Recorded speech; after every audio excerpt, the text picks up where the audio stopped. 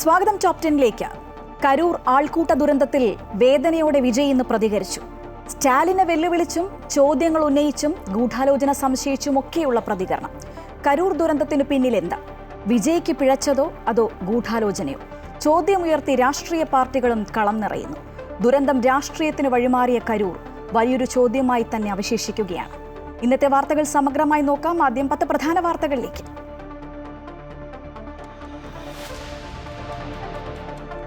കരൂരിലെ ദുരന്തത്തിൽ ഗൂഢാലോചന സംശയിക്കുന്നതായി TVK അധ്യക്ഷൻ വിജയ്. അപകടത്തിൽ വേദനയെന്നും രാഷ്ട്രീയത്തിൽ നിന്ന് പിന്മാറില്ല എന്നും വിജയ്. അറസ്റ്റിലായി TVK നേതാക്കൾ റിമാൻഡിൽ. 10,000 പേരെ വരൂ എന്ന് TVK എങ്ങനെ കണക്ക് കൂട്ടിയെന്ന് കോടതി. വിജയ്ക്കെതിരെ തെളിവുകൾ നിരത്തി തമിഴ്നാട് സർക്കാർ.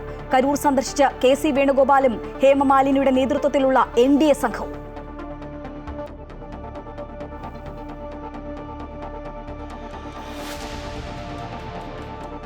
രാഹുൽ ഗാന്ധിക്കെതിരായ വധഭീഷണിയിൽ നിയമസഭയിൽ പ്രതിപക്ഷ ബഹളം. സ്പീക്കർക്കെതിരെ ബാനർ ഉയർത്തി പ്രതിഷേധം. പിണറായിക്ക് BJPയെ പേടിയെന്നും CPMന് അവിശുദ്ധ ബാന്ധവമെന്നും VD സതീശൻ. പ്രതിപക്ഷത്തിന്റേത് രാഷ്ട്രീയ പ്രഹസനമെന്ന മന്ത്രി MB രാജേഷ്. ജയിലുകളിലെ സുരക്ഷാ വീഴ്ച സഭയിൽ ഉന്നയിച്ച് പ്രതിപക്ഷം. ജയിൽ ചാട്ടം ആവർത്തിക്കാതിരിക്കാൻ കർശന നടപടിയെന്ന് മുഖ്യമന്ത്രി.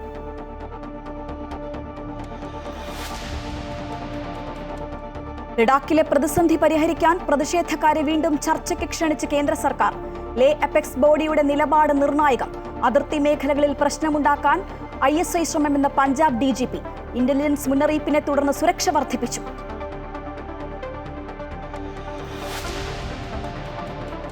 ഗൾഫ് മേഖലയിലേക്കുള്ള വിമാന സർവീസുകൾ കുറച്ച എയർ ഇന്ത്യ. കേരളത്തിൽ നിന്ന് മാത്രം കുറച്ചത് 50ഓളം സർവീസുകൾ. പ്രവാസികൾക്ക് തിരിച്ചടി.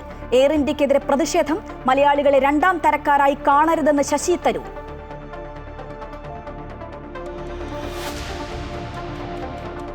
ടെട്രാപോഡ് ഉപയോഗിച്ചുള്ള കടൽ ഭിത്തി നിർമ്മാണം വൈകിയാൽ സമരവുമായി മുന്നോട്ടു പോകുമെന്ന് ചെല്ലാനത്തെ ജനങ്ങൾ. നിർമ്മാണ പ്രവൃത്തികൾക്കുള്ള പ്രാരംഭ നടപടികൾ പോലും തുടങ്ങിയിട്ടില്ല. സർക്കാർ വാഗ്ദാനം പാലിച്ചില്ലെങ്കിൽ തദ്ദേശ തെരഞ്ഞെടുപ്പ് ബഹിഷ്കരിക്കുമെന്ന് മുന്നറിയിപ്പ്. Top 10 special.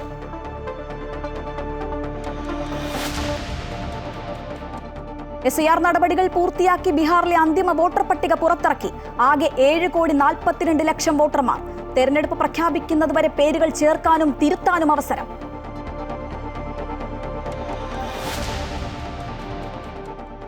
അറ്റകുറ്റപ്പണിക്കായി ശബരിമലയിലെ സ്വർണ്ണപ്പാളി കൊണ്ടുപോയത് ചട്ടലംഘനമെന്ന ദേവസ്വം ബോർഡ് മുൻ പ്രസിഡന്റ് K. അനന്തഗോപൻ. ദ്വാരപാലക ശില്പത്തിൽ 1999 സ്വർണം പൂശിയതാണെന്ന് മുൻ പ്രസിഡന്റ്. വീണ്ടും കൊണ്ടുപോയത് തട്ടിപ്പിന് വേണ്ടിയെന്ന തട്ടാരേത്ത് കുടുംബാംഗം മഹേഷ് പണിക്കർ.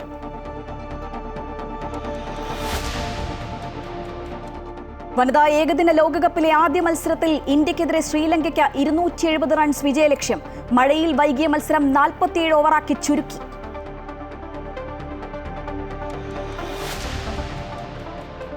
ഗാസ സമാധാന പദ്ധതി അംഗീകരിക്കുന്നതിൽ തീരുമാനമറിയിക്കാൻ ഹമാസിന് അന്ത്യശാസനം നൽകി US പ്രസിഡന്റ് ഡൊണാൾഡ് ട്രംപ്. നിരസിച്ചാൽ ദുഃഖകരമായ അന്ത്യമെന്ന് മുന്നറിയിപ്പ്.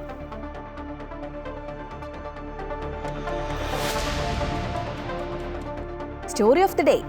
ആൾത്തിരക്കിനിടയിലെ അക്ഷരയിടം.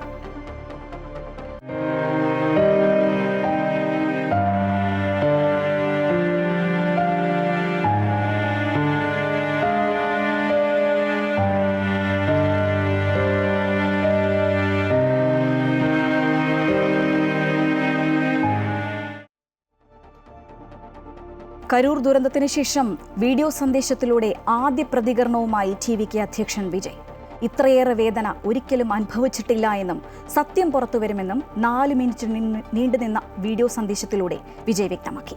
തന്റെ രാഷ്ട്രീയ യാത്ര ഇതുകൊണ്ട് അവസാനിക്കില്ല എന്നും അത് തുടരുമെന്നും വിജയ് അറിയിച്ചു. ദുരന്തത്തിന്റെ ഉത്തരവാദിത്തം ഏറ്റെടുക്കാതെ ഗൂഢാലോചന സൂചിപ്പിച്ചുകൊണ്ട് വികാരാധീനനായിട്ടായിരുന്നു വിജയുടെ പ്രതികരണം. കരൂർ ദുരന്തത്തിൽ ഗൂഢാലോചന സംശയിക്കുന്ന ചോദ്യങ്ങളും വിജയ് ഉന്നയിച്ചു. 5 ജില്ലകളിലെ റാലികളിൽ ഒരു കുഴപ്പവും ഉണ്ടായിരുന്നില്ല. കരൂരിൽ മാത്രം എങ്ങനെ പ്രശ്നമുണ്ടായി എന്ന് വിജയ് ചോദിച്ചു. തമിഴ്നാട് മുഖ്യമന്ത്രി MK സ്റ്റാലിനെയും വിജയ് വെല്ലുവിളിച്ചു. എന്തുണ്ടെങ്കിലും തന്നോടായിക്കോളൂ എന്നും TVK പ്രവർത്തകരെ വെറുതെ വിടൂ എന്നും വിജയ് പറഞ്ഞു. இந்த பழி வாங்கணும் அப்படின்ற எண்ணம் ஏதாவது இருந்துச்சுன்னா என்ன வேணாலும் பண்ணுங்க. அவங்க மேலே கை வைக்காதீங்க. நான் ஒன்று வீட்டில் இருப்பேன், இல்லை நான் ஆஃபீஸில் இருப்பேன். என்ன வேணாலும் செய்யுங்க. സുരക്ഷ കണക്കിലെടുത്ത പരിപാടി നടത്താൻ അനുയോജ്യമായ സ്ഥലത്ത് അനുമതി തേടിയാണ് പോലീസിനെ സമീപിച്ചത്. പോലീസ് അനുവദിച്ച സ്ഥലത്താണ് പ്രസംഗിച്ചതെന്നും എന്നാൽ നടക്കാൻ പാടില്ലാത്തത് സംഭവിച്ചുപോയി എന്നും വിജയ് പറഞ്ഞു. மனுஷன் தானே, அந்த நேரத்தில் அத்தனை பேர் பாதிக்கப்பட்டு இருக்கும்போது எப்படி அந்த ஊரை விட்டுட்டு என்னால் கிளம்பி வர முடியும்? நான் திரும்ப அங்கே போகணும்னு இருந்துச்சுன்னா அது ஒரு காரணம் காட்டி அங்கே வேறு சில பதட்டமான சுச்சுவேஷன்ஸ், வேறு சில அசம்பாவிதங்கள் அந்த மாதிரி எதுவும் நடந்துடக்கூடாதுன்றதுக்காக தான் நான் அவாய்ட் பண்ணேன். അപകടമുണ്ടായ ശേഷം കരൂരിൽ തുടരാതിരുന്നതിലും വിശദീകരണം നൽകി. ഉടൻ തന്നെ കരൂരിലെത്തി എല്ലാവരെയും കാണുമെന്നും രാഷ്ട്രീയം ശക്തമായി തുടരുമെന്നും വിജയ് വ്യക്തമാക്കി. നമ്മുടെ അരസിയൽ പയണം ഇന്നും സ്ട്രോങ്, ഇന്നും ധൈര്യത്തോടെ കണ്ടിന്യൂ ആകും. News desk, Amrita TV. Karur ദുരന്തത്തിൽ വിജയ് ഉയർത്തിയ ആരോപണങ്ങൾക്കെതിരെ തമിഴ്നാട് സർക്കാർ വീഡിയോ തെളിവുകൾ അടക്കം പുറത്തുവിട്ടു. DGP ഡേവിഡ്സൺ ദേവശിർവദം, ആരോഗ്യ സെക്രട്ടറി ഡോക്ടർ P. സെന്തിൽകുമാർ, സർക്കാർ additional chief secretary P. Amudha തുടങ്ങിയവരാണ് വാർത്താ സമ്മേളനത്തിൽ സംസാരിച്ചത്. വിജയ് സംസാരിക്കുമ്പോൾ വൈദ്യുതി തടസ്സപ്പെട്ടിട്ടില്ല. 10,000 പേർ വരുമെന്നാണ് TVക്ക് കത്ത് നൽകിയിരുന്നത്. 20,000 പേർക്കുള്ള പോലീസിനെ നിയോഗിച്ചു. വാഹനം മുന്നോട്ടെടുക്കാൻ ആവശ്യപ്പെട്ടിട്ടും വിജയ് അനുസരിച്ചില്ല എന്നും വാർത്താ സമ്മേളനത്തിൽ പരാമർശിച്ചു. കരൂറിന് പുറമെ വില്ലുപുറത്തും മധുരയിലും തിക്കിലും തിരക്കിലും മരണം സംഭവിച്ചിട്ടുണ്ട് എന്നും അധികൃതർ വ്യക്തമാക്കി. വിജയ് എക്സിലൂടെ വീഡിയോ സന്ദേശം പങ്കുവച്ചതിന് പിന്നാലെയായിരുന്നു സർക്കാർ പ്രതിനിധികളുടെ വാർത്താ സമ്മേളനം. കരൂർ ദുരന്തത്തിന്റെ പശ്ചാത്തലത്തിൽ പൊതുയോഗങ്ങൾക്ക് മാർഗരേഖ തയ്യാറാക്കാനൊരുങ്ങി DMK സർക്കാർ. ആൾക്കൂട്ട ദുരന്തത്തിൽ തമിഴക വെற்றிക്കഴകം നേതാക്കളായ മതിയഴകൻ, പൗൻരാജ് എന്നിവരെ റിമാൻഡ് ചെയ്തു. അതിനിടെ ഹേമമാലിനി MP-യുടെ നേതൃത്വത്തിലുള്ള NDA സംഘം കരൂരിലെത്തി. കരൂർ ദുരന്തത്തിന്റെ പശ്ചാത്തലത്തിലാണ് പൊതുയോഗങ്ങൾക്ക് മാർഗരേഖ തയ്യാറാക്കാനൊരുങ്ങുന്നത്. ഇതിനായി സർവകക്ഷി യോഗം വിളിച്ച് നിർദ്ദേശങ്ങൾ സ്വരൂപിക്കും. ആൾക്കൂട്ട ദുരന്തത്തിൽ അറസ്റ്റിലായ തമിഴക വെற்றிക്കഴകം നേതാക്കളായ മതിയഴകൻ, പൗൻരാജ് എന്നിവരെ റിമാൻഡ് ചെയ്തു. കരൂർ ജുഡീഷ്യൽ മജിസ്ട്രേറ്റ് കോടതിയാണ് ഇവരെ റിമാൻഡ് ചെയ്തത്. ഒക്ടോബർ 14 വരെയാണ് റിമാൻഡ് കാലാവധി. തമിഴക വെற்றிക്കഴകം കരൂർ വെസ്റ്റ് ജില്ലാ സെക്രട്ടറിയാണ് മതിയഴകൻ. കരൂർ സെൻട്രൽ സിറ്റി സെക്രട്ടറിയാണ് പവൻരാജ്. സംഭവത്തെ തുടർന്ന് ഇരുവരെയും പോലീസ് കഴിഞ്ഞ ദിവസം പിടികൂടിയിരുന്നു. പരിപാടിക്ക് അനുമതി തേടി കത്ത് നൽകിയ മതിയഴകനെ നേരത്തെ കേസിൽ പ്രതി ചേർത്തിരുന്നു. TVK യോഗത്തിനുള്ള ഫ്ലെക്സും കൊടിത്തോരണങ്ങളും ക്രമീകരിച്ച പൗൻരാജാണ് ഒളിവിൽ പോകാൻ മതിയഴകനെ സഹായിച്ചതെന്നും റിമാൻഡ് റിപ്പോർട്ടിൽ പറയുന്നുണ്ട്. അതിനിടെ ഹേമമാലിനി MP-യുടെ നേതൃത്വത്തിലുള്ള NDA സംഘം കരൂരിലെത്തി. എന്താണ് യഥാർത്ഥത്തിൽ സംഭവിച്ചതെന്ന് മനസ്സിലാക്കുമെന്നും മരണപ്പെട്ടവരുടെ കുടുംബങ്ങളോട് അനുശോചനം രേഖപ്പെടുത്തുന്നതായും ഹേമമാലിനി MP പറഞ്ഞു. And all of us have come here to express our heartfelt condolences to the family who lost their very dear ones, and also visit the hospitals to console the patients who are there. And then we will get back to know what actually happened. We'll get the report later on. Karur സംഭവം രാഷ്ട്രീയ ആയുധമാക്കാനില്ലെന്നായിരുന്നു AICC general secretary KC വേണുഗോപാലിന്റെ പ്രതികരണം. That are all political blame games. We don't want to involve this political blame game. This is the hour to support the families, support the people of Tamil Nadu. Karur ദുരന്തത്തിൽ DMK നയം മാറ്റി. കരുതലിൽ നിന്ന് കടന്നാക്രമണത്തിന്റെ ഭാഷയിലാണ് കനിമൊഴി ഇന്ന് പ്രതികരിച്ചത്. വിജയ് മനുഷ്യത്വമില്ലാത്ത നേതാവെന്നും ഉത്തരവാദിത്തം ഏറ്റെടുക്കാൻ പഠിക്കണമെന്നും കനിമൊഴി പറഞ്ഞു. Be there and reach out to the people. Don't talk about shifting the blame on somebody else. Take some onus and responsibility for what has happened. Karur ദുരന്തത്തിൽ ദുരൂഹതയെത്തി TVK പ്രാദേശിക നേതാവ് ആത്മഹത്യ ചെയ്തു. മന്ത്രി സെന്തിൽ ബാലാജിക്കെതിരെ കുറിപ്പെഴുതി വെച്ചാണ് വിഴുപ്പുറത്തെ ബ്രാഞ്ച് സെക്രട്ടറി V. അയ്യപ്പൻ ആത്മഹത്യ ചെയ്തത്. ദുരന്തത്തിന് പിന്നിൽ സെന്തിൽ ബാലാജിയുടെ നിലപാടുകളാണെന്ന് അയ്യപ്പൻ ആത്മഹത്യാക്കുറിപ്പിൽ ആരോപിക്കുന്നു. സെന്തിൽ ബാലാജിയുടെ സമ്മർദ്ദം കാരണം കരൂരിലെ പരിപാടിക്ക് സുരക്ഷ ഒരുക്കാനായില്ലെന്നും കത്തിലുണ്ട്. അയ്യപ്പന്റെ മൊബൈൽ ഫോൺ പോലീസ് കസ്റ്റഡിയിലെടുത്ത് പരിശോധിച്ചു വരികയാണ്. News desk, Amrita news. Karur ആൾക്കൂട്ട ദുരന്തത്തിൽ ദുരൂഹതയേറുകയാണ്. റാലിക്കിടയിൽ അക്രമം പൊട്ടിപ്പുറപ്പെട്ടതിനെ തുടർന്നാണ് 41 പേരുടെ മരണത്തിനിടയാക്കിയ തിക്കും തിരക്കുമുണ്ടായതെന്ന് ദൃക്സാക്ഷി പറയുന്നു.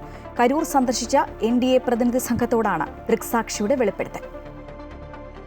കരൂരിൽ TVK അധ്യക്ഷൻ വിജയുടെ റാലിക്കിടെ ഉണ്ടായ ദുരന്തത്തിൽ വാദപ്രതിവാദങ്ങൾ ഉയരുമ്പോൾ ദൃക്സാക്ഷിയുടെ വെളിപ്പെടുത്തൽ ശ്രദ്ധേയമാവുകയാണ്. TVK റാലിക്കിടെ ഉണ്ടായ ഒരു അക്രമമാണ് വലിയ ദുരന്തത്തിൽ കലാശിച്ചതെന്നാണ് അവരുടെ വിലയിരുത്തൽ. റാലി നടന്ന പ്രദേശത്തുണ്ടായ ഒരു കത്തിക്കുത്താണ് വലിയ ആൾക്കൂട്ട ദുരന്തത്തിന് കാരണമായതെന്നാണ് വാദം. സാഹചര്യങ്ങൾ അന്വേഷിക്കാനെത്തിയ NDA പ്രതിനിധികളോടാണ് ദൃക്സാക്ഷിയുടെ ഈ വെളിപ്പെടുത്തൽ.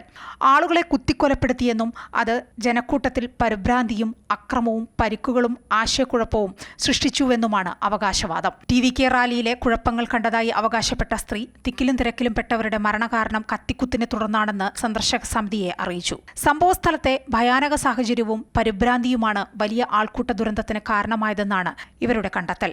അക്രമം പൊട്ടിപ്പുറപ്പെട്ടപ്പോൾ പരിഭ്രാന്തി വേഗത്തിൽ പടർന്നുവെന്നും അത് ജനക്കൂട്ടത്തിൽ പരിക്കുകൾക്കും വ്യാപകമായ ആശയക്കുഴപ്പത്തിനും കാരണമായെന്നുമാണ് വിലയിരുത്തൽ.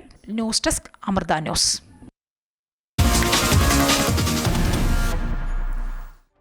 ചാനൽ ചർച്ചയ്ക്കിടെ രാഹുൽ ഗാന്ധിക്കെതിരായ BJP നേതാവിന്റെ വധഭീഷണി അടിയന്തര പ്രമേയമായി സഭയിൽ ഉന്നയിക്കാൻ ശ്രമിച്ച പ്രതിപക്ഷം. അടിയന്തര പ്രാധാന്യമില്ല എന്ന് ചൂണ്ടിക്കാട്ടി സ്പീക്കർ നോട്ടീസിന് അനുമതി നൽകിയില്ല. സ്പീക്കർക്കെതിരെ പ്രതിഷേധിച്ച പ്രതിപക്ഷം സഭ ബഹിഷ്കരിച്ചു. മുഖ്യമന്ത്രിക്ക് കേന്ദ്രത്തെയും കേന്ദ്ര ഏജൻസികളെയും ഭയമാണ് എന്ന് പ്രതിപക്ഷ നേതാവ് വിമർശിച്ചു. പ്രതിപക്ഷത്തിലെ സമരം പ്രഹസനമാണെന്ന് മന്ത്രിമാരായ P. രാജീവും MB രാജേഷും പരിഹസിച്ചു. ബഹളത്തിനിടെ നിയമസഭ ഇന്നത്തേക്ക് പിരിഞ്ഞു. ചാനൽ ചർച്ചയ്ക്കിടെയാണ് BJP നേതാവ് പ്രിന്റു മഹാദേവ രാഹുൽ ഗാന്ധിക്കെതിരെ വധഭീഷണി മുഴക്കി സംസാരിച്ചത്. ഈ വിഷയത്തിൽ സർക്കാർ എന്ത് നടപടി സ്വീകരിച്ചുവെന്ന് കാട്ടിയാണ് അടിയന്തര പ്രമേയമായി പ്രതിപക്ഷം കൊണ്ടുവരാൻ ശ്രമിച്ചത്. എന്നാൽ സണ്ണി ജോസഫ് MLAയുടെ നോട്ടീസിന് സ്പീക്കർ അവതരണാനുമതി നിഷേധിച്ചു. ഒരു ടെലിവിഷൻ ചർച്ചയ്ക്കിടെ നടന്ന പരാമർശത്തിൽ സഭാ നടപടികൾ നിർത്തിവെച്ച് അടിയന്തര പ്രാധാന്യത്തോടെ ചർച്ച ചെയ്യേണ്ടതില്ല എന്ന നിലപാട് സ്പീക്കർ സ്വീകരിച്ചു. നിർത്തിവെക്കുന്നതുമായി ബന്ധപ്പെട്ട ഉപക്ഷേപം അവതരിപ്പിക്കാൻ തക്ക പ്രാധാന്യമോ അടിയന്തര സ്വഭാവമോ ഇക്കാര്യത്തിലുള്ളതായി കാണാത്തതിനാൽ പ്രസ്തുത നോട്ടീസ് പരിഗണിക്കാൻ നിർവാഹമില്ലെന്ന് അറിയിക്കുന്നു. പ്രകോപിതരായ പ്രതിപക്ഷം സ്പീക്കർ നീതി പാലിക്കുക എന്ന ബാനറുമായി നടുത്തളത്തിലിറങ്ങി മുദ്രാവാക്യം വിളിച്ചു. രാജ്യത്തെ ഏറ്റവും വലിയ ഒരു നേതാവിന്റെ നെഞ്ചിൽ വെടിയുണ്ട ഉതിർക്കുന്ന സംഭവം ഈ നിയമസഭയിൽ വന്ന് ഈ ഗവൺമെന്റ് മറുപടി പറയണ്ടേ? ഒരു TV ചർച്ചയ്ക്കകത്ത് ആരെങ്കിലും എന്തെങ്കിലും പറഞ്ഞാൽ അതൊക്കെ ഇവിടെ ഒന്ന് പറയാൻ പറ്റുമോ? സ്പീക്കറുടെ ഡയസിന് ചുറ്റും പടിക്കെട്ടിൽ നിന്ന് പ്രതിഷേധിച്ച പ്രതിപക്ഷാംഗങ്ങളും വാച്ച് ആൻഡ് വാർഡുമായി ഉന്തും തള്ളുമുണ്ടായി. ബഹളത്തിനിടയിലും ശ്രദ്ധ ക്ഷണിക്കലും സബ്മിഷനും നടന്നു. സംഭവം നടന്ന ദിവസങ്ങൾ പിന്നിട്ടിട്ടും പരാതി കൊടുക്കാൻ പോലും തയ്യാറാകാതിരുന്ന പ്രതിപക്ഷത്തെ മന്ത്രിമാരായ P. രാജീവും MB രാജേഷും പരിഹസിച്ചു. 26-ാം തീയതി ടെലിവിഷൻ ചർച്ചയിൽ മടമ്പെട്ട് 27-ാം തീയതി 28-ാം തീയതി 29-ാം തീയതി കേരളത്തിന്റെ ഒരു തെരുവിൽ പോലും ഒരു ചെറിയ പ്രകടനം പോലും നടത്താതിരിക്കുന്ന ആളുകൾ ഇവിടെ ഇത്തരത്തിലുള്ള കാര്യങ്ങളുമായി വരുന്നത് എത്രമാത്രം പ്രതിഷേധാർഹമാണ് എന്ന് കാണേണ്ടതുണ്ട്. യഥാർത്ഥത്തിൽ 26-ന് ഈ സംഭവം ഉണ്ടായി. ഇന്നലെ സഭയുണ്ടായിരുന്നു. അടിയന്തര പ്രാധാന്യമുള്ളൊരു പ്രശ്നമായിട്ട് അവർക്ക് തോന്നിയിരുന്നെങ്കിൽ ഇന്നലെ അടിയന്തര പ്രമേയം ഉന്നയിക്കാമായിരുന്നല്ലോ. CPIMന്റെ അംഗം U. പ്രതിഭ ഈ പ്രശ്നത്തിൽ എന്തുകൊണ്ടാണ് നിങ്ങൾ ഇതുവരെ ഒരു പരാതി പോലും കൊടുക്കാത്തത് എന്ന് സഭയിൽ പറഞ്ഞപ്പോഴാണ് പരാതി വരുന്നത്. ഒടുവിൽ ബഹളത്തെ തുടർന്ന് നടപടിക്രമങ്ങൾ പൂർത്തിയാക്കാനാകാതെ സഭ ഇന്നത്തേക്ക് പിരിഞ്ഞതായി സ്പീക്കർ അറിയിച്ചു. സഭയിൽ നിന്ന് പുറത്തേക്കിറങ്ങിയ പ്രതിപക്ഷ നേതാക്കൾ മുഖ്യമന്ത്രിക്ക് കേന്ദ്രത്തെയും കേന്ദ്ര ഏജൻസികളെയും ഭയമാണെന്ന് ആരോപിച്ചു. ഇത് BJPയെ ഭയന്നിട്ടാണ് അയാളെ അറസ്റ്റ് ചെയ്യാതിരിക്കുന്നത്, അയാളെ ജയിലിലാക്കാതിരിക്കുന്നത്, അത് ആ നിയമപരമായ നടപടികൾ സ്വീകരിക്കാത്തത് കേരളത്തിലെ BJPയുടെയും CPMന്റെയും അവിശുദ്ധമായ ബാന്ധവത്തിന്റെ ഏറ്റവും അവസാന തെളിവാണ്. രാഹുൽ ഗാന്ധിയെ പോലെയുള്ള ഒരു ദേശീയ നേതാവിന് അദ്ദേഹത്തിന്റെ നെഞ്ചിൽ വെടി ഉതിർക്കണം എന്ന് പറഞ്ഞാൽ ഒരു ഊമക്കത്ത് കിട്ടിയാൽ അതിന്റെ പേരിൽ പോലീസ് കേസെടുക്കണ്ടേ? നിയമവാഴ്ച ഉറപ്പുവരുത്തുന്ന ഒരു ഗവൺമെന്റ് ഇത് നിസ്സാരം എന്ന് പറഞ്ഞത് എങ്ങനെയാണ്? രാഹുൽ ഗാന്ധിക്കെതിരെ വധഭീഷണി മുഴക്കിയ സംഭവത്തിൽ സഭയിൽ അടിയന്തര പ്രമേയം കൊണ്ടുവന്ന് ദേശീയതലത്തിൽ ഉയർത്തിക്കാട്ടാനായിരുന്നു കോൺഗ്രസ് നീക്കം നടത്തിയത്. എന്നാൽ സഭയ്ക്ക് പുറത്ത് പ്രതിഷേധം സംസ്ഥാന വ്യാപകമാക്കാനാണ് ഇപ്പോൾ കോൺഗ്രസിന്റെ തീരുമാനം. അമൃത ന്യൂസ്, തിരുവനന്തപുരം. രാഹുൽ ഗാന്ധിക്കെതിരായ കൊലവിളി പ്രസംഗത്തിൽ പ്രതി പ്രിന്റു മഹാദേവ് പോലീസിൽ കീഴടങ്ങി. പേരാമംഗലം പോലീസ് സ്റ്റേഷനിലാണ് കീഴടങ്ങിയത്. പാർട്ടി പ്രവർത്തകർക്കൊപ്പമായിരുന്നു കീഴടങ്ങാനെത്തിയത്. കുന്നംകുളം ജുഡീഷ്യൽ മജിസ്ട്രേറ്റിന്റെ വീട്ടിൽ ഹാജരാക്കിയ പ്രിന്റുവിന് ജാമ്യം അനുവദിച്ചു. ജയിലിലെ സുരക്ഷാ വീഴ്ച നിയമസഭയിൽ ഉന്നയിച്ച പ്രതിപക്ഷം. ഗോവിന്ദസ്വാമിയുടെ ജയിൽ ചാട്ടം അതീവ ഗുരുതരമെന്നും റിപ്പോർട്ട് കിട്ടിയ ശേഷം ശക്തമായ നടപടി സ്വീകരിക്കുമെന്നും മുഖ്യമന്ത്രി വ്യക്തമാക്കി. ജയിലിൽ സംഘർഷാവസ്ഥ ഇല്ല എന്നും രാഷ്ട്രീയ തടവുകാർക്ക് പ്രത്യേക പരിഗണനയില്ല എന്നും മുഖ്യമന്ത്രി പറഞ്ഞു. ചോദ്യോത്തരവേളയിലാണ് ജയിലിലെ സുരക്ഷാ വീഴ്ച പ്രതിപക്ഷം ഉന്നയിച്ചത്. ഗോവിന്ദചാമിയുടെ ജയിൽ ചാട്ടവും രാഷ്ട്രീയ തടവുകാർക്ക് ജയിലിൽ ലഭിക്കുന്ന ആനുകൂല്യങ്ങളും ഉൾപ്പെടെ പ്രതിപക്ഷം ചോദ്യമുയർത്തി. മറുപടി പറഞ്ഞ മുഖ്യമന്ത്രിയാകട്ടെ ഗോവിന്ദചാമിയുടെ ജയിൽ ചാട്ടം അതീവ ഗുരുതരമെന്ന് ചൂണ്ടിക്കാട്ടി. വിദഗ്ധ സമിതിയുടെ റിപ്പോർട്ട് കിട്ടിയ ശേഷം ശക്തമായ നടപടി സ്വീകരിക്കുമെന്ന് മുഖ്യമന്ത്രി ഉറപ്പും നൽകി. തടവുപുള്ളി രക്ഷപ്പെടാനിടയായ സാഹചര്യങ്ങൾ വിലയിരുത്തി ഇത്തരം സംഭവങ്ങൾ ആവർത്തിക്കാതിരിക്കുന്നതിനുള്ള നിർദ്ദേശങ്ങൾ സമർപ്പിക്കുന്നതിനു വേണ്ടി പ്രത്യേകമായി തന്നെ ആവശ്യപ്പെട്ടിട്ടുണ്ട്.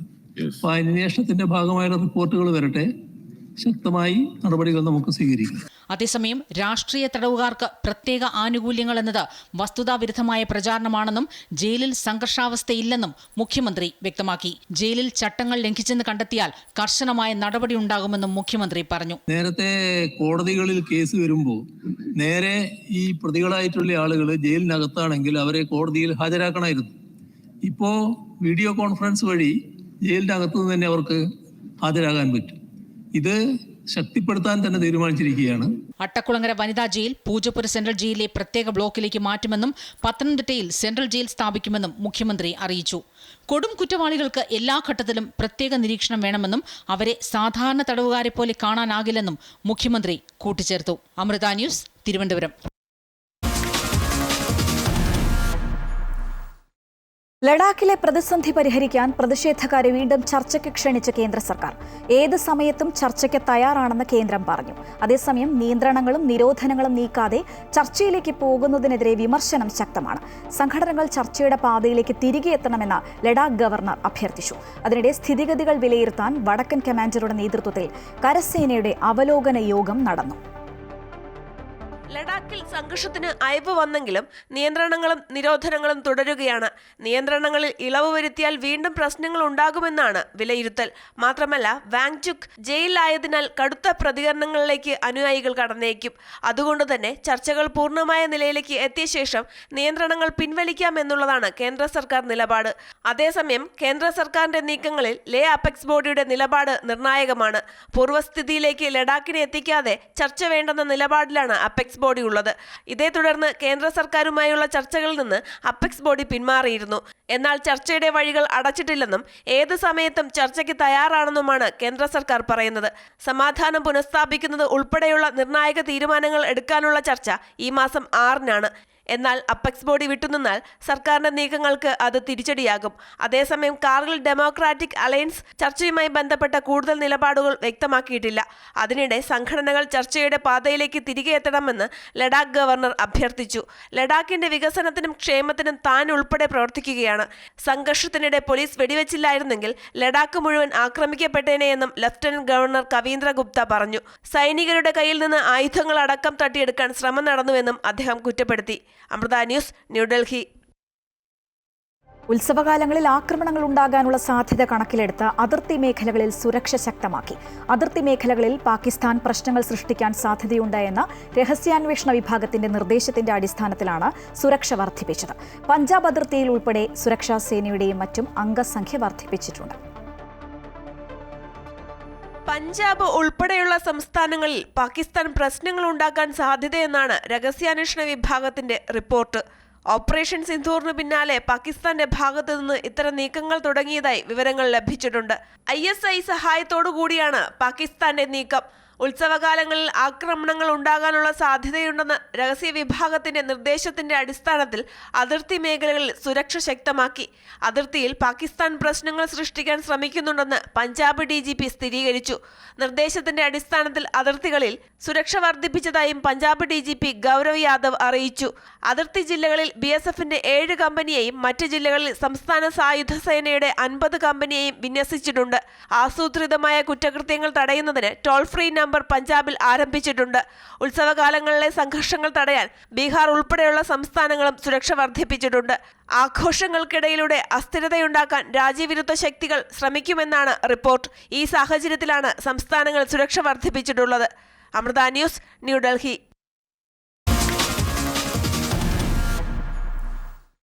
ഗൾഫിലേക്കുള്ള വിമാന സർവീസുകൾ കുറച്ച എയർ ഇന്ത്യ. കേരളത്തിൽ നിന്ന് കുറച്ചത് 50ഓളം സർവീസുകളാണ്. വിമാന സർവീസുകളുടെ എണ്ണം കുറയുന്നത് പ്രവാസികൾക്ക് തിരിച്ചടിയായി. സംസ്ഥാനത്തു നിന്നും ഗൾഫ് മേഖലയിലേക്കുള്ള വിമാന സർവീസുകളുടെ എണ്ണം ഗണ്യമായി കുറയ്ക്കാനാണ് എയർ ഇന്ത്യ എക്സ്പ്രസിന്റെ തീരുമാനം. തിരുവനന്തപുരത്ത് നിന്ന് മസ്കറ്റിലേക്കുള്ള സർവീസുകളുടെ എണ്ണം 7 നിന്ന് 4 കുറയ്ക്കും. തിരുവനന്തപുരത്ത് നിന്ന് ദോഹയിലേക്കുള്ള സർവീസുകളുടെ എണ്ണം 3 നിന്ന് 2 ഷാർജയിലേക്കുള്ള വിമാനങ്ങൾ 7 നിന്ന് 5 കുറയും. കോഴിക്കോട് നിന്ന് മസ്കറ്റിലേക്കുള്ള 7 വിമാനങ്ങൾ 3 റാസൽഖൈമ വിമാനങ്ങളുടെ എണ്ണം 7 നിന്ന് 4 ഷാർജയിലേക്കുള്ള 9 വിമാനങ്ങൾ 6 കുറയ്ക്കും. കൂടാതെ അബുദാബി കോഴിക്കോട് സർവീസുകൾ 7 നിന്ന് 4 കുറച്ചിട്ടുണ്ട്. കോഴിക്കോട് നിന്ന് ദമാമിലേക്കുള്ള സർവീസുകളുടെ എണ്ണത്തിലും കുറവുണ്ടാകും. കൊച്ചിയിൽ നിന്നുള്ള സർവീസുകളുടെ എണ്ണത്തിലും കാര്യമായ കുറവുണ്ട്. അബുദാബിയിലേക്കുള്ള സർവീസുകൾ 4 നിന്ന് 2 ദുബായിലേക്കുള്ള സർവീസുകൾ 7 നിന്ന് 6 കുറയും. ഒക്ടോബർ 26 മുതൽ തീരുമാനം നടപ്പിലാക്കാനാണ് നീക്കം. പൊതുവെ കുറഞ്ഞ നിരക്കിൽ സർവീസ് നടത്തുന്ന എയർ ഇന്ത്യ എക്സ്പ്രസ് വിമാനങ്ങൾ സർവീസുകൾ വെട്ടിക്കുറയ്ക്കുന്നത് പ്രവാസികൾക്ക് കനത്ത തിരിച്ചടിയാകും. ഗൾഫ് മേഖലയിലേക്കുള്ള വിമാന നിരക്കുകൾ വർദ്ധിക്കാനും നടപടി കാരണമാകും. അമൃത ന്യൂസ്, മലപ്പുറം. കേരളത്തിൽ നിന്നുള്ള സർവീസുകൾ വ്യാപകമായി റദ്ദാക്കുന്ന എയർ ഇന്ത്യ നടപടിയിൽ പ്രതിഷേധമറിയിച്ച തിരുവനന്തപുരം MP ശശി തരൂർ. ഇക്കാര്യത്തിൽ എയർ ഇന്ത്യ ചെയർമാൻ ക്യാമ്പൽ വിൽസനെ വിളിച്ച് തരൂർ ആശങ്ക അറിയിച്ചു. വിമാന സർവീസുകൾ വ്യാപകമായി റദ്ദാക്കുന്നത് ഗൾഫിൽ നിന്നുള്ള പ്രവാസികളെ ഉൾപ്പെടെ ഗുരുതരമായി ബാധിക്കും.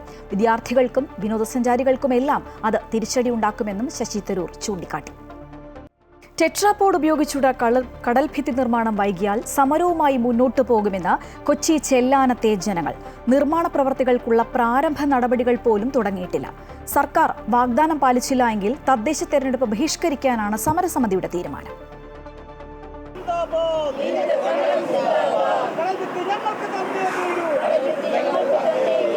2168 ദിവസം പിന്നിടുന്നു ചെല്ലാനത്തെ തീരദേശവാസികളായ ജനങ്ങളുടെ ഈ സമരത്തിന്.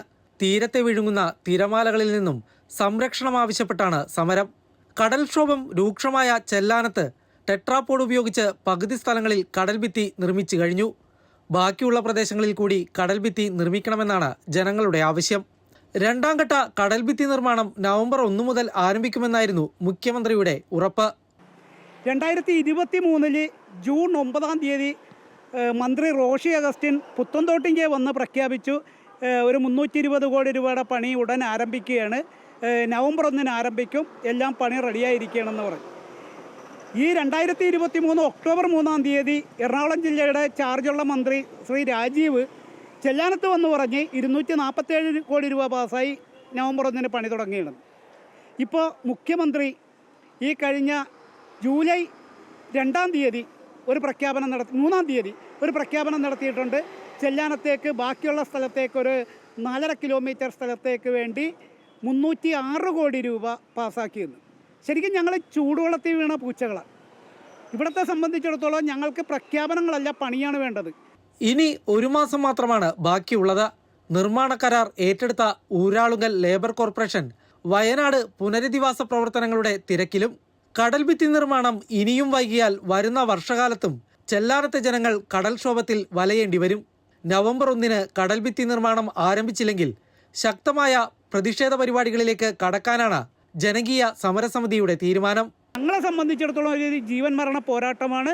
ഈ ഒന്നെങ്കിൽ ഇലക്ഷൻ പ്രഖ്യാപിക്കും വരെ, അതല്ലെങ്കിൽ ഞങ്ങളുടെ 6 വർഷം പൂർത്തിയാകുന്ന ഒക്ടോബർ 28 വരെ, അതിനുള്ളിൽ പണി ആരംഭിച്ചില്ല എങ്കിൽ ഞങ്ങൾ സമരം ശക്തമാക്കാനാണ് തീരുമാനിച്ചിരിക്കുന്നത്. ടെട്രാപോഡ് കടൽഭിത്തി നിർമ്മാണത്തോടൊപ്പം കൊച്ചി പോർട്ട് ഡ്രഡ്ജ് ചെയ്യുന്ന മണൽ തീരത്ത് നിക്ഷേപിക്കണമെന്ന ആവശ്യവും സമരസമിതി മുന്നോട്ട് വെക്കുന്നുണ്ട്. തീരത്തെ മണലൊലിപ്പ് തടയാനാണ് ഈ ആവശ്യം. നേരത്തെ മാനാശ്ശേരി, സൗദി ഭാഗങ്ങളിൽ ഇങ്ങനെ മണൽ നിക്ഷേപിച്ചതിനാൽ കടൽക്ഷോഭത്തിന് കുറവുണ്ടായിട്ടുണ്ടെന്നും ജനങ്ങൾ ചൂണ്ടിക്കാണിക്കുന്നു. അമൃത ന്യൂസ്, കൊച്ചി. കൂടുതൽ പ്രതികരണങ്ങളിലേക്ക്. ഒക്ടോബർ വരുമ്പോൾ 6 കൊല്ലമാവും ഞങ്ങൾ ഈ സമരം തുടങ്ങിയിട്ട്.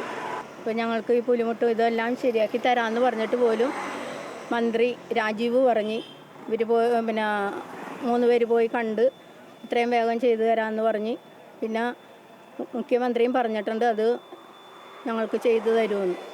ഇത്ര ദിവസം വരെ ആയിട്ട് ഈ പണി പൂർത്തീകരിക്കാനോ തുടങ്ങാനോ ഒന്നും സാധിച്ചിട്ടില്ല. ഇപ്പോൾ തുടങ്ങിയിട്ടുണ്ടെങ്കിൽ ഇപ്പോൾ കടലൊക്കെ ശാന്തമായിട്ട് കിടക്കണേ. ഇപ്പോൾ കൊണ്ടുവന്ന് ഇടുന്ന കല്ലൊക്കെ കിടക്കും. കടൽ കൂടുമ്പോൾ ചെയ്തിട്ട് ഒരു കാര്യവുമില്ല ഇവർ. അതുപോലെ പഞ്ചായത്ത് ഇലക്ഷൻ വരുന്നുണ്ട്. ഞങ്ങൾ വോട്ട് അവർക്ക് ചെയ്യണമെങ്കിൽ ഇതെല്ലാം ചെയ്തു തന്നാലേ മാത്രമേ ഞങ്ങൾ ചെയ്യുള്ളൂ. അല്ലെങ്കിൽ അതിന് ഞങ്ങൾ പ്രതികരിക്കും. അല്ലെങ്കിൽ വർഷങ്ങൾ ഇങ്ങനെ പറഞ്ഞുകൊണ്ടിരിക്കണ പല പല മന്ത്രിമാരും പറഞ്ഞ വാഗ്ദാനങ്ങളെല്ലാം ചെയ്തിട്ട് അവർ അങ്ങോട്ട് പോയി. അതല്ല, നമുക്ക് ഇവിടെ ജനങ്ങൾ ഇപ്പോൾ വരെ ആ ടൈമാകുമ്പോൾ പിന്നെ അത് തന്നെ അനുഭവിച്ചുകൊണ്ടിരിക്കുന്നത്. ഞങ്ങളേതായാലും ഇപ്പോൾ ഇത് ഒരവസാനം കാണാതെ ഇവിടുന്ന് പിന്മാറുന്ന പ്രശ്നമില്ല. കിരൺകുമാർ ചേർന്നു. കിരൺ, ജീവന് വേണ്ടിയുള്ള സമരം, ജീവിക്കാനുള്ള സമരം, പൊറുതിമുട്ടിയിരിക്കുകയാണല്ലേ ജനങ്ങൾ?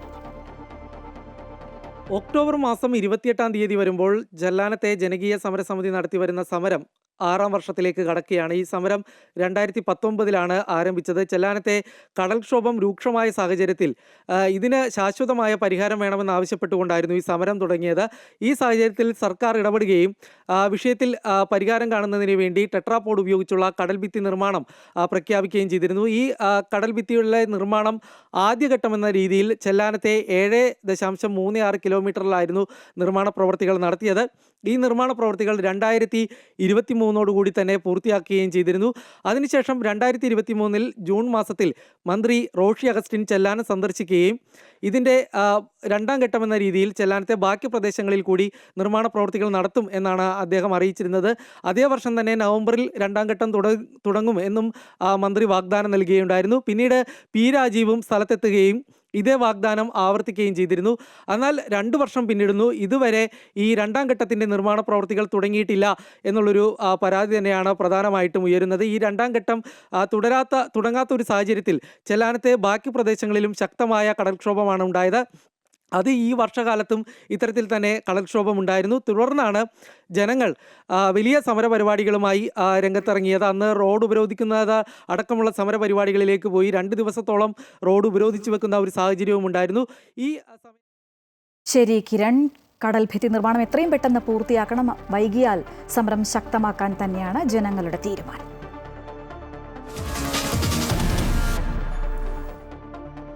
SIR നടപടികൾ പൂർത്തീകരിച്ചുള്ള ബീഹാറിലെ അന്തിമ വോട്ടർ പട്ടിക പുറത്തിറങ്ങി. 7,42,00,000 വോട്ടർമാരാണ് പട്ടികയിലുള്ളത്. തെരഞ്ഞെടുപ്പ് പ്രഖ്യാപിക്കും വരെ പേരുകൾ ചേർക്കാനും തിരുത്താനും സാധിക്കുമെന്ന് തെരഞ്ഞെടുപ്പ് കമ്മീഷൻ അറിയിച്ചു. പട്നയിൽ മാത്രം 1,63,000 പേർ പുതിയ വോട്ടർമാരായുണ്ട്. വോട്ടർ പട്ടിക പുറത്തിറക്കിയ പശ്ചാത്തലത്തിൽ വൈകാതെ ബീഹാറിൽ നിയമസഭാ തെരഞ്ഞെടുപ്പ് പ്രഖ്യാപിക്കും. മാസങ്ങൾ നീണ്ട നടപടിക്രമങ്ങൾ പൂർത്തിയാക്കിയാണ് ബീഹാറിൽ അന്തിമ വോട്ടർ പട്ടിക പ്രസിദ്ധീകരിച്ചത്. 7,42,00,000 വോട്ടർമാർ അന്തിമ പട്ടികയിൽ ഇടം പിടിച്ചു. 68 ലക്ഷത്തോളം പേരെ വോട്ടർ പട്ടികയിൽ നിന്ന് ഒഴിവാക്കിയെന്നാണ് വ്യക്തമാക്കുന്നത്. 21 ലക്ഷം പുതിയ വോട്ടർമാർ പട്ടികയിൽ ഇടം പിടിച്ചിട്ടുണ്ട്. 2024 ലോക്സഭാ തെരഞ്ഞെടുപ്പിൽ ബീഹാറിൽ 7,89,00,000 വോട്ടർമാരാണ് ഉണ്ടായിരുന്നത്. പാറ്റ്നയിൽ മാത്രം 1,63,000 പുതിയ വോട്ടർമാരുണ്ട്. 14 മണ്ഡലങ്ങളിലായി ആകെ വോട്ടർമാരുടെ എണ്ണം 48,15,294 ഉയർന്നു. അന്തിമ വോട്ടർ പട്ടിക പ്രസിദ്ധീകരിച്ചുവെങ്കിലും തിരുത്തലുകൾ, പേര് ചേർക്കൽ എന്നിവയ്ക്ക് ഇനിയും സമയമുണ്ട്. ഫോം 6 ഉപയോഗിച്ച് പേരുകൾ ചേർക്കാം. ഫോം 8 ഉപയോഗിച്ച് തിരുത്തലുകൾ വരുത്തുകയും ചെയ്യാം. ഇതിന് BLOമാരെ സമീപിക്കാൻ തെരഞ്ഞെടുപ്പ് കമ്മീഷൻ അറിയിച്ചു. തെരഞ്ഞെടുപ്പ് പ്രഖ്യാപിക്കുന്നതുവരെ ഈ നടപടികൾ മുന്നോട്ടു പോകും. 16,59,000 ആളുകളാണ് പേര് ചേർക്കാൻ അപേക്ഷ നൽകിയത്. ഒഴിവാക്കാൻ അപേക്ഷ നൽകിയവർ 2,17,000 നിയമ പോരാട്ടങ്ങളും രാഷ്ട്രീയ പ്രതിഷേധങ്ങളും മറികടന്നാണ് ബീഹാറിൽ അന്തിമ വോട്ടർ പട്ടിക പ്രസിദ്ധീകരിച്ചത്.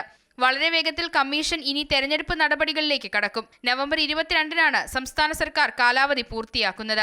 അതിനു മുൻപ് തെരഞ്ഞെടുപ്പ് നടപടികൾ പൂർത്തിയാക്കണം. സുപ്രീം കോടതി നിർദ്ദേശപ്രകാരം ആധാർ ഉൾപ്പെടെയുള്ള രേഖകൾ കൂടി അംഗീകരിച്ചാണ് വോട്ടർ പട്ടിക പുതുക്കിയിട്ടുള്ളത്. അനധികൃത കുടിയേറ്റക്കാർ ഒഴികെയുള്ള മുഴുവൻ ആളുകൾക്കും വോട്ടവകാശം ഉറപ്പാക്കിയിട്ടുണ്ട് എന്നാണ് തെരഞ്ഞെടുപ്പ് കമ്മീഷൻ വ്യക്തമാക്കുന്നത്. തെരഞ്ഞെടുപ്പ് സാഹചര്യം വിലയിരുത്താൻ കമ്മീഷൻ അംഗങ്ങൾ ഒക്ടോബർ 4-5 തീയതികളിൽ ബീഹാർ സന്ദർശിക്കുന്നുണ്ട്. നിലവിൽ 470 തെരഞ്ഞെടുപ്പ് ഉദ്യോഗസ്ഥരെ സംസ്ഥാനത്ത് വിവിധ ഭാഗങ്ങളിലായി ചുമതലപ്പെടുത്തിയിട്ടുണ്ട്. ഇവർ നൽകുന്ന റിപ്പോർട്ട് കൂടി പരിശോധിച്ചായിരിക്കും തെരഞ്ഞെടുപ്പ് നടപടിക്രമങ്ങളിലേക്ക് കമ്മീഷൻ കടക്കുക. അതേസമയം ബീഹാറിലെ SIRമായി ബന്ധപ്പെട്ട ഹർജികൾ സുപ്രീം കോടതി ഒക്ടോബർ 7 വീണ്ടും പരിഗണിക്കും. പുതുക്കിയ വോട്ടർ പട്ടികയുമായി ബന്ധപ്പെട്ട പരാതികൾ കോടതിക്ക് മുൻപിലേക്ക് എത്താനുള്ള സാധ്യതയും നിലനിൽക്കുന്നുണ്ട്. അമൃത ന്യൂസ്, ന്യൂഡൽഹി.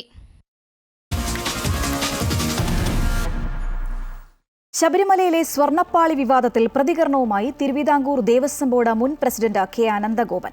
ക്ഷേത്രവസ്തുക്കൾ പുറത്തു കൊണ്ടുപോയെങ്കിൽ അത് ദേവസ്വം മാനുവലിന് വിരുദ്ധമാണെന്ന് അദ്ദേഹം പറഞ്ഞു. അതേസമയം ദ്വാരപാലക ശില്പങ്ങളിലെ പാളികൾ സ്വർണം പൂശാൻ കൊണ്ടുപോയത് തട്ടിപ്പിന് വേണ്ടിയെന്ന ആരോപണവുമായി പ്രമുഖ ശില്പിയും ശബരിമലയിലെ അയ്യപ്പ വിഗ്രഹം നിർമ്മിച്ച ചെങ്ങന്നൂർ തട്ടാരേത്ത് കുടുംബാംഗവുമായ മഹേഷ് പണിക്കർ രംഗത്തെത്തി. തിരുവാഭരണങ്ങളടക്കം ദേവസ്വം വക വസ്തുക്കൾ അറ്റകുറ്റപ്പണി നടത്തേണ്ട ആവശ്യം വന്നാൽ അതിന് കൃത്യമായ ചട്ടങ്ങൾ ദേവസ്വം മാനുവലിൽ ഉണ്ടെന്ന് തിരുവിതാംകൂർ ദേവസ്വം ബോർഡ് മുൻ പ്രസിഡന്റ് കെ അനന്തഗോപൻ സൂചിപ്പിച്ചു. അറ്റകുറ്റപ്പണികൾ ക്ഷേത്ര പരിസരത്ത് വെച്ച് തന്നെ ചെയ്യണം. അതിന് വിരുദ്ധമായി പുറത്തു കൊണ്ടുപോയെങ്കിൽ അത് മാനുവലിന് വിരുദ്ധമാണ്. ദേവസ്വം മാനുവലിൽ ഈ ഭരണിപാത്രങ്ങളെ സംബന്ധിച്ചും അതുപോലെ തന്നെ തിരുവാഭരണങ്ങളെ സംബന്ധിച്ചും അറ്റകുറ്റപ്പണികളോ മറ്റു കാര്യങ്ങളോ വേണ്ടി വന്നാൽ അതെല്ലാം ടെമ്പിൾ പ്രമിസസിൽ വെച്ച് തന്നെ നടത്തണം എന്ന് കൃത്യമായ നിർദ്ദേശം അതിൽ പറയുന്നുണ്ട്. 1999 വിജയമല്യ ശ്രീകോവിൽ സ്വർണം പൂശിയ സമയത്ത് ദ്വാരപാലക ശില്പങ്ങളും സ്വർണം പൂശിയിരുന്നു. ഇപ്പോൾ വിവാദത്തിലുള്ള ഉണ്ണികൃഷ്ണൻ പോറ്റി സന്നിധാനത്ത് കീഴ്ശാന്തിയുടെ സഹായിയായി ജോലി ചെയ്തിരുന്ന ആളാണെന്നും അനന്തഗോപൻ പറഞ്ഞു. അതേസമയം ശബരിമല ക്ഷേത്രത്തിലെ ദ്വാരപാലക ശില്പങ്ങളുടെ ചെമ്പുപാളികളിൽ സ്വർണം പൂശാൻ കൊണ്ടുപോയത് തട്ടിപ്പിന് വേണ്ടിയാകാമെന്ന് അയ്യപ്പ വിഗ്രഹം നിർമ്മിച്ച ചെങ്ങന്നൂർ തട്ടാരത്ത് കുടുംബാംഗം മഹേഷ് പണിക്കർ ആരോപിച്ചു.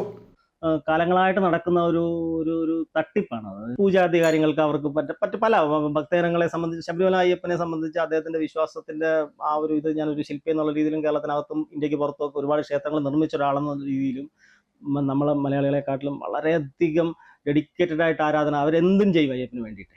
അപ്പം അവരെ പോലുള്ള ആൾക്കാരെ പറ്റിക്കുന്ന പരിപാടിയാണിത്. ശബരിമല ക്ഷേത്രത്തെ സംരക്ഷിക്കുന്ന ദ്വാരപാലകരാണ് വ്രതം നോക്കുന്ന അയ്യപ്പ ഭക്തരെയും സംരക്ഷിക്കുന്നതെന്നാണ് വിശ്വാസം. ഈ വിശ്വാസത്തിന്റെ മറവിൽ ശബരിമലയിൽ മുമ്പ് കീഴ്ശാന്തിയായി ജോലി ചെയ്തിരുന്ന ഉണ്ണികൃഷ്ണൻ പോറ്റി വിശ്വാസ തട്ടിപ്പിനായി ഇവ ഉപയോഗിച്ചിരിക്കാമെന്നും മഹേഷ് പണിക്കർ ആരോപിക്കുന്നു. അമൃത ന്യൂസ്, പത്തനംതിട്ട. വനിതാ ഏകദിന ലോകകപ്പിലെ ആദ്യ മത്സരത്തിൽ ഇന്ത്യക്കെതിരെ ശ്രീലങ്കയ്ക്ക് 270 റൺസ് വിജയലക്ഷ്യം. മഴയിൽ വൈകിയ മത്സരം 47 ഓവറാക്കി ചുരുക്കിയിരുന്നു. ടോസ് നഷ്ടപ്പെട്ട് ബാറ്റിംഗിനിറങ്ങിയ ഇന്ത്യ 8 വിക്കറ്റ് നഷ്ടത്തിലാണ് 269 റൺസ് എടുത്തത്. ശ്രീലങ്കയ്ക്കായി ഇനോര രണവീര 4 വിക്കറ്റുകൾ വീഴ്ത്തി. മറുപടി ബാറ്റിംഗിനിറങ്ങിയ ശ്രീലങ്ക 6 വിക്കറ്റ് നഷ്ടത്തിൽ 147 റൺസ് എന്ന നിലയിലാണ്. ഇന്ത്യയ്ക്കായി ദീപ്തി ശർമ്മ 3 വിക്കറ്റ് വീഴ്ത്തി. ഏഷ്യാകപ്പിൽ നേരിട്ട സമ്മർദ്ദങ്ങളെ അവസരങ്ങളായാണ് താൻ കണ്ടതെന്ന് ക്രിക്കറ്റ് താരം സഞ്ജു സാംസൺ. സമ്മർദ്ദങ്ങളെ അതിജീവിക്കുന്നതിനായാണ് പരിശീലിക്കുന്നതെന്നും സഞ്ജു പറഞ്ഞു. ലാലേട്ടൻ്റെ ആ ഒരു ആറ്റിറ്റ്യൂഡ് അങ്ങ് എടുത്തിട്ട് അപ്പം നമുക്ക് ഏതൊരു റോളും എടുക്കാം, ഏതൊരു റോൾ എവിടെ കളിപ്പിച്ചാലും നമ്മൾ മനസ്സിൽ ആ ഒരു അക്സെപ്റ്റൻസ് വന്നാൽ പിന്നെ വലിയ കുഴപ്പമില്ല. അപ്പോൾ നമ്മൾ സാധാരണ കളിക്കണമല്ല, ആദ്യം തന്നെ പാടിയിട്ട് അങ്ങ് പോകാനേ കാട്ടി കുറച്ചുകൂടെ വെയിറ്റ് ചെയ്യുക. ടീമും കോച്ചും ആവശ്യപ്പെടുന്നതനുസരിച്ചുള്ള റോള് ചെയ്തു കൊടുക്കുക. അപ്പോൾ ആദ്യം ഗാസ സമാധാന പദ്ധതി അംഗീകരിക്കുന്നതിൽ തീരുമാനം അറിയിക്കാൻ ഹമാസിന് അന്ത്യശാസനം നൽകി US പ്രസിഡന്റ് ഡൊണാൾഡ് ട്രംപ്. നിരസിച്ചാൽ ദുഃഖകരമായ അന്ത്യമായിരിക്കുമെന്ന മുന്നറിയിപ്പ് നൽകി. 3-4 ദിവസങ്ങൾക്കുള്ളിൽ ഹമാസ് തീരുമാനമെടുക്കണം, അല്ലെങ്കിൽ അത് വളരെ ദുഃഖകരമായ ഒരു അവസാനമായിരിക്കുമെന്നാണ് ട്രംപ് വൈറ്റ് ഹൌസിൽ പറഞ്ഞത്. ട്രംപിന്റെ നിർദ്ദേശത്തിൽ ഇസ്രായേൽ നേതാക്കളും അറബ് ലോകത്തെ നേതാക്കളും ഇതിനകം അംഗീകാരം നൽകിയിട്ടുണ്ട് എന്നും ഇനി ഹമാസിന്റെ മറുപടിക്കായി കാത്തിരിക്കുകയാണെന്നും അദ്ദേഹം വ്യക്തമാക്കി. Doing it or not, and if it's not, it's going to be a very sad end. Is there a deadline, Mr. President? Is there room to negotiate, or is this a take it or leave it deal? And we want some good behavior, and it's pretty simple. You don't get simpler. Think of it. We've signed every country in the Middle East. Tamil Nadu എണ്ണൂറിൽ താപവൈദ്യുത നിലയത്തിന്റെ നിർമ്മാണ പ്രവർത്തനത്തിനിടെയുണ്ടായ അപകടത്തിൽ 9 തൊഴിലാളികൾ മരിച്ചു. നിർമ്മാണ തൊഴിലാളികളാണ് മരിച്ചത്. 30-ലധികം അതിഥി തൊഴിലാളികളാണ് ഇവിടെ ജോലി ചെയ്തിരുന്നത്. നിർമ്മാണത്തിനായി ഉപയോഗിക്കുന്ന ലോഹം കൊണ്ടുള്ള ജാറം സ്കാഫോൾഡിംഗ് തകർന്നു വീണാണ് അപകടമുണ്ടായത്. ഗുരുതരമായി പരിക്കേറ്റവർ ആശുപത്രിയിൽ തീവ്രപരിചരണത്തിലാണ്. രാജ്യത്ത് കുറ്റകൃത്യങ്ങൾ കൂടുന്നതായി നാഷണൽ ക്രൈം റെക്കോർഡ്സ് ബ്യൂറോ. 2022 അപേക്ഷിച്ച് 7.2% കേസുകൾ കൂടിയെന്നാണ് NCB പറയുന്നത്. മോഷണവും മോട്ടോർ വാഹന നിയമങ്ങൾ ലംഘിക്കുന്നതുമാണ് വലിയ രീതിയിൽ വർദ്ധിച്ചിട്ടുള്ളത്. സ്ത്രീകൾക്കും കുട്ടികൾക്കുമെതിരായ കേസുകളും കൂടിയിട്ടുണ്ട്. 2022 അപേക്ഷിച്ച് ഓരോ വർഷവും രാജ്യത്ത് ക്രിമിനൽ കേസുകൾ കൂടുന്നുവെന്നാണ് നാഷണൽ ക്രൈം റെക്കോർഡ്സ് ബ്യൂറോയുടെ കണക്കുകൾ പറയുന്നത്. ജനസംഖ്യ ആനുപാതികമായ ലക്ഷത്തിൽ 422 കേസുകളാണ് 2022 ഉണ്ടായിരുന്നത്. 2023 പിന്നിട്ടപ്പോൾ 448 അത് ഉയർന്നു. കേസുകളുടെ എണ്ണത്തിൽ 7.2% വർധനവുണ്ടായി എന്ന് NCB വ്യക്തമാക്കുന്നു. ഇന്ത്യൻ ശിക്ഷാ നിയമപ്രകാരമുള്ള കേസുകളുടെ എണ്ണം 63.3%. മോട്ടോർ വാഹന നിയമലംഘനങ്ങൾ ഇരട്ടിയായി വർദ്ധിച്ചു. 94,450 കേസുകൾ പ്രതിവർഷം റിപ്പോർട്ട് ചെയ്തു. 1,91,828 അത് ഉയർന്നു. വലിയ തോതിലല്ലെങ്കിലും സ്ത്രീകൾക്കെതിരായ കുറ്റകൃത്യങ്ങളുടെ എണ്ണവും വർദ്ധിച്ചു. സ്ത്രീകൾക്കെതിരായ അതിക്രമങ്ങൾ 0.7% വർദ്ധിച്ചത്. സ്ത്രീകൾക്കെതിരായ അതിക്രമങ്ങളിൽ ഏറ്റവും കൂടുതൽ ഗാർഹിക പീഡനങ്ങളാണ്. കുട്ടികൾക്കെതിരായ അതിക്രമങ്ങളിൽ 9.2% വർധനവുണ്ടായിട്ടുണ്ട്. പ്രതിവർഷം 1,77,000 കേസുകളാണ് റിപ്പോർട്ട് ചെയ്യുന്നത്. അതിൽ അധികവും തട്ടിക്കൊണ്ടുപോകലും പോക്സോ കേസുകളുമാണ്. സാങ്കേതിക സംവിധാനങ്ങളുടെ വ്യാപനത്തോടെ സൈബർ കുറ്റകൃത്യങ്ങൾ കൂടി. 31.2% സൈബർ കേസുകൾ റിപ്പോർട്ട് ചെയ്യുന്നത്. സൈബർ തട്ടിപ്പിനിരയാകുന്നവരുടെ എണ്ണം 4.8% നിന്നും 6.2% വർദ്ധിച്ചു. അമൃത ന്യൂസ്, ന്യൂഡൽഹി. അഖില ഭാരത നാരായണീയ മഹോത്സവ സമിതിയുടെ നേതൃത്വത്തിൽ ഗുരുവായൂരിൽ വൈകുണ്ഠാമൃതം നാരായണീയ മഹോത്സവം നടത്തുന്നു. ഗുരുവായൂർ മുനിസിപ്പൽ ടൗൺ ഹാളിൽ ഒക്ടോബർ 5 മുതൽ 10 വരെയാണ് പരിപാടി നടക്കുന്നത്. 2012 രൂപീകൃതമായ നാരായണീയ മഹോത്സവ സമിതി കഴിഞ്ഞ 13 വർഷമായി നാരായണീയ പ്രചാരണ പ്രവർത്തനങ്ങളിൽ സജീവമാണ്. ഈ വർഷത്തെ നാരായണീയ മഹോത്സവം വൈകുണ്ഠാമൃതം 2025 ഒക്ടോബർ 5 പുലർച്ചെ 5:30 മഹാഗണപതി ഹോമത്തോടെയാണ് തുടക്കമാകുന്നത്. രാവിലെ 10 ആരംഭിക്കുന്ന പരിപാടി കേരള ഗവർണർ രാജേന്ദ്ര വിശ്വനാഥ് ഹാർലേക്കർ ഉദ്ഘാടനം ചെയ്യുമെന്ന് ഭാരവാഹികൾ വാർത്താസമ്മേളനത്തിൽ അറിയിച്ചു. കേന്ദ്രമന്ത്രി സുരേഷ് ഗോപിയുടെ കലുങ്ക് സൗഹൃദ സംഗമം ഇടുക്കി മൂലമറ്റത്ത് ആവേശമായി മാറി. ടൂറിസം വികസനവും ലൈഫ് ഭവന പദ്ധതിയും ഉൾപ്പെടെ നിരവധി പ്രശ്നങ്ങൾ കേന്ദ്രമന്ത്രിക്ക് മുൻപിൽ ജനങ്ങൾ അവതരിപ്പിച്ചു.